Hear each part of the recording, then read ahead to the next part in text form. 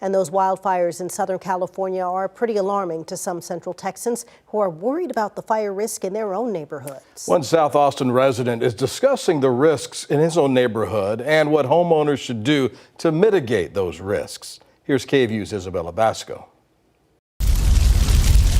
As the California wildfires rage, some Austin residents are sounding the alarm on the possibility of one happening here in the Bartonview neighborhood, where Horacio Gasquet says the risk is high. I have all these woods here, and there's a ton of dead and down material that can burn and make some rather large fires. To mitigate the risk of wildfires, Gasquet leans on a program called Firewise, which helps communities work with the fire department on guidance and direction.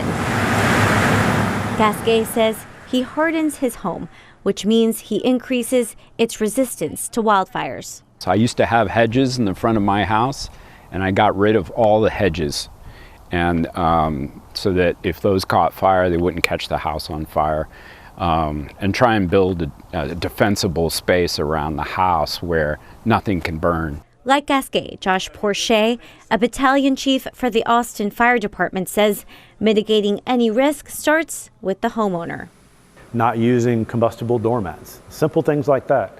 Cleaning out our gutters, considering gutter covers of some sort, getting rid of the limbs that are draped over your top of your house. It's getting rid of all the limbs that are draped over the wooden balconies and and decks. It's considering changing our siding to a non-combustible siding. Taking steps to fireproof your home.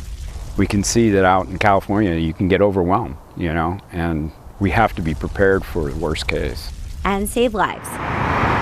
Reporting in Austin, Isabella Basco for KVUE News.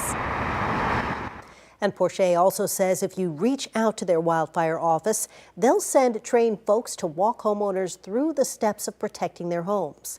For more resources, we'll have links and numbers for you on KVUE.com.